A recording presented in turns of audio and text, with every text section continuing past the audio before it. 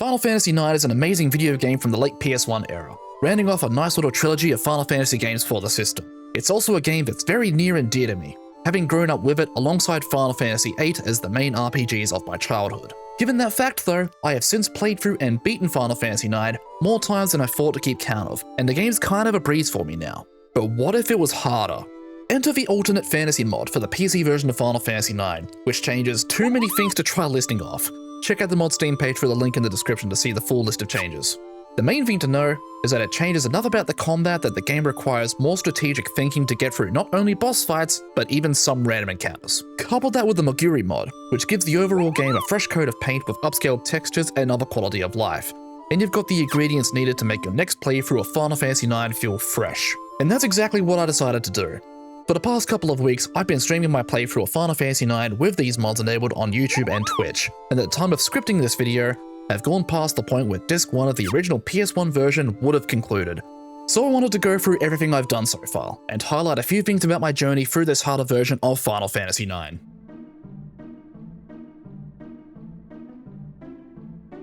The game starts out in mostly the same way for the beginning hour. We beat up Baku, stealing Zidane's Mage Masher weapon in the process, walk Vivi through the Alexandrian streets to sneak into the show, and see this new dialogue between Vivi and Puck that wasn't in the original game, but was still in the game's source files, with Alternate Fantasy bringing it back in. There's more scenes like this that the mod has brought back into the game. However, I won't be going too in-depth with all of these as I come across them, only a select few. We get to the play, and during the staged battle against Baku, the SFX skills that in the vanilla game did absolutely nothing, now have new effects here. Pyro does standard damage to a single enemy, Meteor does damage to all enemies, and Poly brings the target down to critical HP immediately. This is a really neat touch that I appreciated seeing.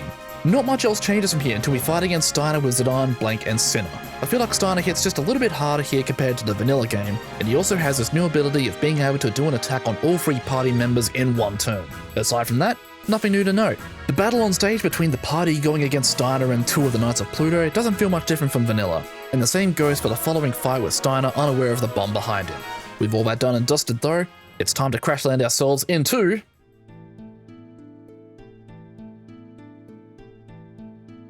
Now, this is the point where we're going to start seeing a few more changes across the board. After kitting Zidane out with his new Mage Masher and making sure we're good to go, I took a bit of time to get a couple of early levels on Zidane before proceeding. During this time, I noticed that these enemies here are a little tougher than I'm used to seeing. Normally in vanilla, I believe Zidane can one-shot these with a single attack using the Mage Masher, but here it took 2 hits. We then proceed on into our first bout with the Prison Cage, along with the game's tutorial on Trance. For those unaware, Trance is this game's version of a limit break, but instead of the gauge being used for one powerful attack, you automatically transform once the gauge is full, with the transformation generally lasting 2 to 3 turns, and this transformation does different things for each character.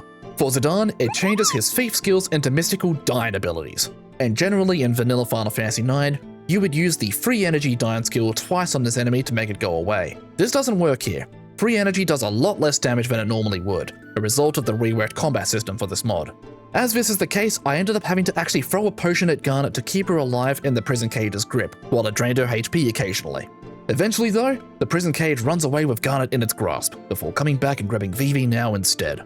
Normally in the vanilla game, this fight would open up with Vivi casting fire on the cage, and fighting back against it. In this mod however, he starts the fight with the Silence debuff, so we actually need to spend a turn throwing an echo screen at him. The fight progresses mostly the same as the last bout though. We attack the cage, steal from it, and heal Vivi when needed, until eventually the cage falls. Following the next few scenes, we take control of Zidane as we confront Baku in order to leave Tantalus and go rescue Garnet. I expected this fight to be more challenging than it was, especially due to my low stock of potions at the time, but Baku doesn't seem to hit any harder than he would in vanilla, and I made short work of him. After grabbing Steiner and Vivi, we see another bit of dialogue re-added into the game via this mod, one that in my opinion should have remained in the game to begin with, as it's a better indicator of Magic Sword being a thing that Steiner and Vivi can do now, instead of the stupid whisper crap they do in the original release. Following this, we gear Vivi and Steiner up and head our way on through Evil Forest, along the way encountering this flower enemy that I remember being annoying in the vanilla game due to its pollen ability being able to easily blind the party. I find it extra annoying now, as instead of blind, pollen now induces the silent status instead, resulting in Vivi being unable to cast fire at it and Steiner being unable to use his fire sword on it, making it much harder to kill. Eventually, we make our way further onwards towards the boss, after a bit of grinding to get Steiner and Vivi a few extra levels. The fight against Plant Brain appears to be mostly the same, however it seems to hit a lot harder now, and at some points had me needing to revive a few party members while getting rid of the blind status effect repeatedly. It went down without too much of an issue though. Making our grand escape from Evil Forest now, I had expected these plant spiders to be a bit more of an issue.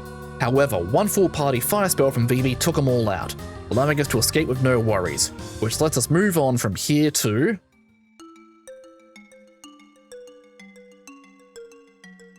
Okay, the title might be a bit misleading as I spent a bit of time on the world map first, mostly making our way towards Northgate to top up my potion hoard, and then we made our way into the Ice Cavern.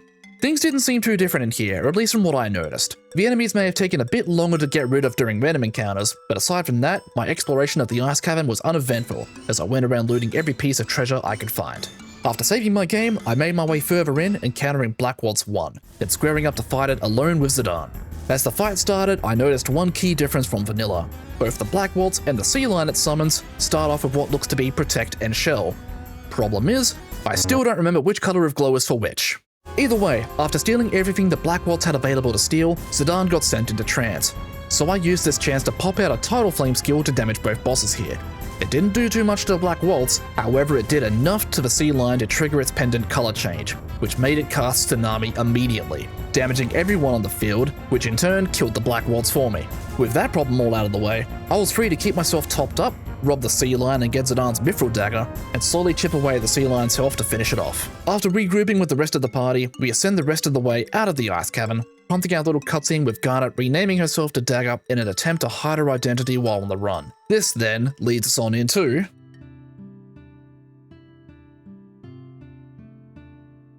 Although before the village of Dali, I had something important to do. Kick off a side quest to help me out for later in the game. If you've played the game before, you probably already know what I'm referring to. The Friendly Monster side quest. I circled around the world map here for a second to find the Friendly Moo. After chucking at a piece of ore, I entered the village of Dali proper. As the village of Dali itself is mostly a cutscene fest, not much interesting happens here that isn't in a vanilla game. I picked up the Ares Stelazio coin from this room here, and looted the Dali underground facility before getting the party stuck in some barrels, taking me nicely into the next boss battle against Black Waltz 2. This fight was rough. I burned through a good chunk of my Phoenix Down stockpile just keeping everyone alive, due to the added status effects the base black magic spells can induce. Fire can induce the heat status, which will instantly KO a character when they make an action, and Blizzard can induce the freeze status, which will instantly KO a character when they're physically attacked while under the status effect. Thunder can also induce slow, but compared to heat and freeze, isn't as much of a problem to deal with. Alongside the added status effects, I just feel like Black Waltz 2's spells just hit harder in general, though probably not helped by my equipment setup not accounting for the elemental weaknesses some bits of gear have, something which Alternate Fantasy actually changes to make these viewable when you examine gear now. I took Black Waltz 2 down in the end though, and moved on from here to hijack the cargo ship, setting the stage for Black Waltz 3 to step in for a round. This fight has you start with Vivi in trance, however as I quickly found out, Vivi's magic isn't very powerful here, so I didn't get as much use out of the double black magic casts as I normally would in vanilla. Aside from that though, this fight was noticeably easier than Black Waltz 2, and I didn't really have many issues taking it out. A few cutscenes played out from here, taking us nicely into...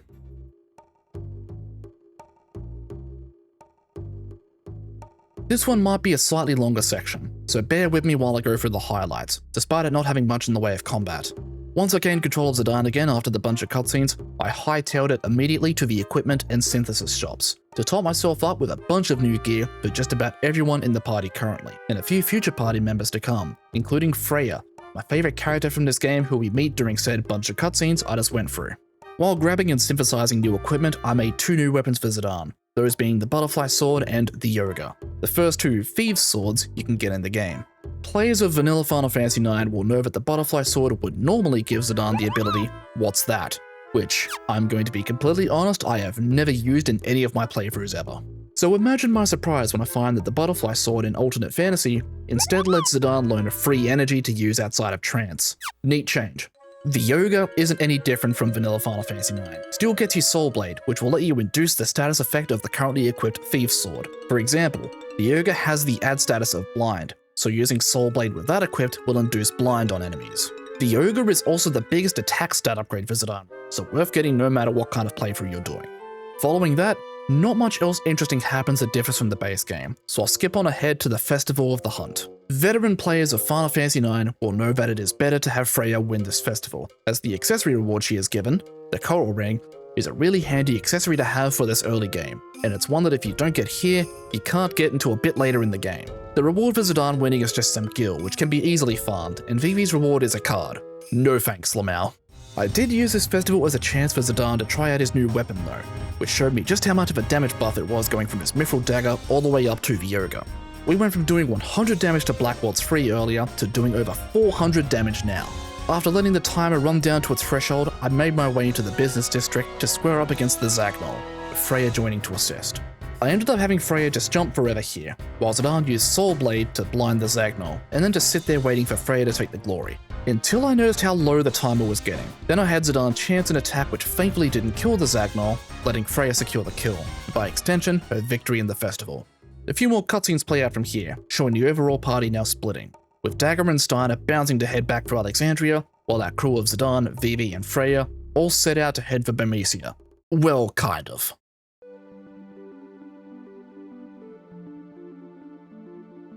Yeah, this is gonna be a weird section, bear with me. We make a short trek on the world map to get to Kuz Marsh, meeting and recruiting Quina, our latest party member, who initially comes equipped with nothing but a fork. After gearing Quina up, I made my way back to the world map and headed for Chocobo's forest. If you're a veteran player, you already know what time it was. After befriending Choco, I did a quick round of Chocobo Hot and Cold to show it off, along with the exploit of being able to use the fast forward mode included in the modern ports to cheese the game a bit, as the timer keeps going at the same speed while Choco takes lessons from Sonic and gotta go fast. After this, I ended up doing a fair bit of off-screen grinding. I got every Chocograph I could from Chocobo Hot and Cold, along with grinding out a few ability masteries on older and weaker gear, and I even got Quina a few blue magic spells to help me out. When the next stream rolled around, I spent the first little bit going around and grabbing all the Chocographs I could, before heading into the next dungeon, which I was high-key dreading.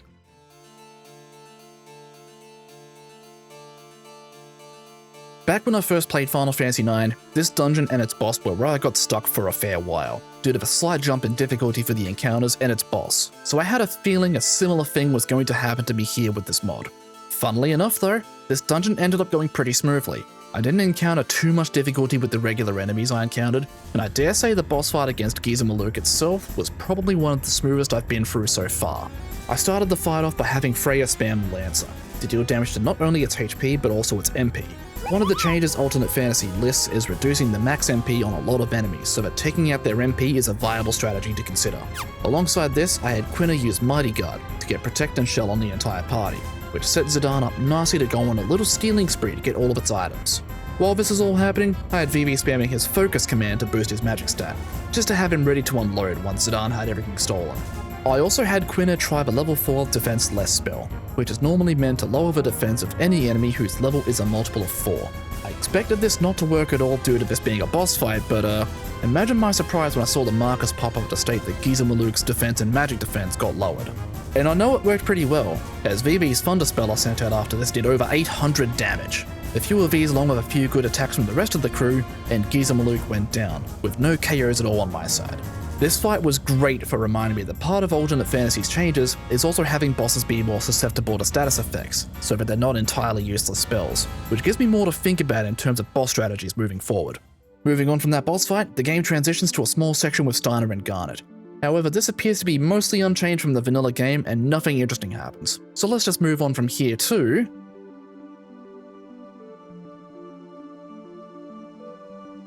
Burmecia was close by, but I had a few things I wanted to get done first before I committed to progressing the story. I made my way over to the nearby beach with some Chocobo tracks to summon Choco, as we had a Chocograph pretty much right here, which contained, not treasure, but some magic mist which transported Choco to the Chocobo Dream World, where a Chonga of a Chocobo bestowed upon Choco the ability to cross rivers or shallow water. With this ability in our possession, I have 2 more Chocographs I can go get now, but I had to speed my way back through to the other end of Giza Maluk's grotto first to get them, so that's exactly what I did. The first Chocograph I found in a patch of shallow water contained a Magician Robe, which looked to be a pretty substantial defense buff for Vivi. and lets him learn the auto potion support ability. The second chocograph found here contained an Oak Star for Vivi, normally a pretty substantial upgrade for Vivi due to it allowing Vivi to learn the Bio spell, in the vanilla game that is. It looks like the other spells on the Oak Staff are still there for alternate fantasy, but Bio has been replaced with the Return Magic support ability instead. Still handy to have, but Bio is a strong piece of magic to have during the early game, but I guess I'm not allowed to have it yet. With the sidetracking out of the way, I'm ready to make my way actually into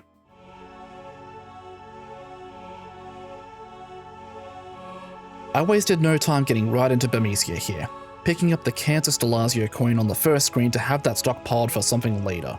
Not a whole lot else to note from going through this area though. The enemies weren't too rough to deal with, including these mimics you can randomly find while on the hunt for loot. After finding the bell to open the gate and proceed further, I check the armory to find the Mithril Spear for Freya has a weapon upgrade, and then find a Moogle with our first Mog Shop, containing a few goodies for me to get, along with topping up my stockpile of healing items. After opening a nearby chest, I got my first visit from Stiltskin, who offered to sell me a little bundle of items for pretty cheap. Since I wasn't exactly hurting for Gil, I bought these off of him, scoring a soft, high potion, and ether for pretty cheap compared to the usual shop prices for these items. I made my way further forward, jumping my way up into the castle area itself to confront Queen Bran and Beatrix, who are joined by Kuja making his first appearance of the game here. This fight against Beatrix in a vanilla game, if I recall correctly, runs on a timer. If Beatrix either takes 10 turns or if you drop her HP down to 0, the battle ends with the scripted loss, with Beatrix using Stock Break to bring the party down. In this mod, however, I discovered that the 10-turn timer no longer seems to exist, and I actually encountered my first game over of the playthrough here as a result of my not attacking at all, expecting to just survive until the 10 turns were up. Now, I'm just going to quickly take a bit to go over a few things Beatrix can do here during the fight, because this one's quite difficult.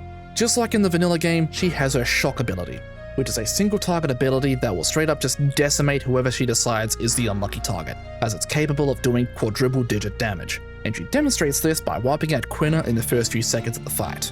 She also has a sword, so she's capable of doing physical attacks too, and is that a timer? When I first saw this, I thought this was just going to be gradual petrify, so I tried throwing a soft out and it did nothing. As the timer ran out, I quickly discovered this was in fact Doom, which normally I believe there is no way to heal. In alternate fantasy, however, they've added an effect to the Phoenix Pinion item in particular, which allows them to heal the Doom status effect, so we at least have that available to us. Beatrix also has her Thunder Slash, which is just a Thunder elemental attack. Anyone with the Coral Ring equipped just gets a free heal off of this, otherwise it's just standard damage. Beatrix is also able to cast Reflect on herself, pretty much making Vivi useless damage-wise until that wears off. This is a new addition to alternate fantasy, I believe, as I do not recall her doing this in the vanilla game. She's also now capable of casting Blind on the whole party, so that pretty much makes us waste a turn getting rid of that.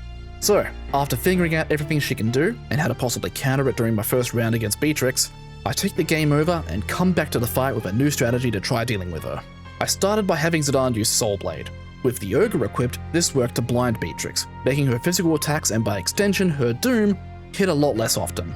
I had Quina to use Mighty Guard to get Protect and Shell on the party, just so if Beatrix did land a hit, it'd hurt a lot less. I had Freya cast Razor's Wind, putting Regen on the whole party to keep their health up. Following this, I had Freya lash out with some Lancer hits, to try draining Beatrix's MP to have her run out of attack options. I kept Zidane on his usual Steel Fest I do for every boss here, while Quina just slapped Beatrix with some normal attacks to go along with Freya's Lancer hits.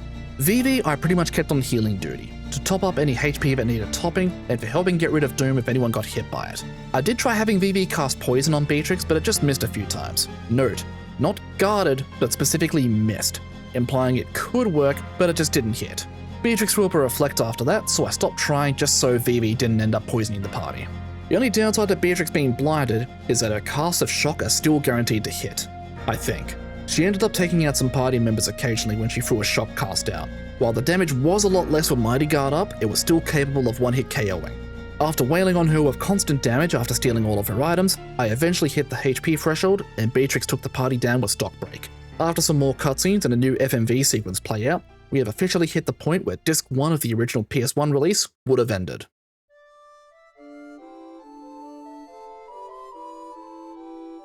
So, with a good chunk of the early game now done, what are my thoughts on this mod for Final Fantasy IX so far, and the new experience it gives?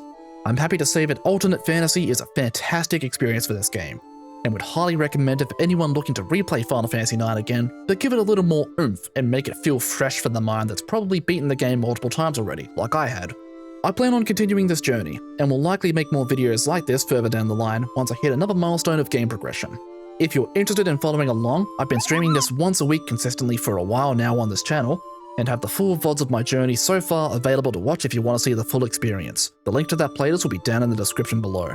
If you enjoyed this video, please be sure to hit the like button, and maybe consider subscribing if you want to see more like this, or if you'd like to get notifications for when I stream next. I do play games other than Final Fantasy IX on my streams currently, but at this point in time, Final Fantasy IX is the only game I've planned on making dedicated content for, but may expand this out in the future. Thanks for watching this long, and I'll catch you next time if you choose to come on by.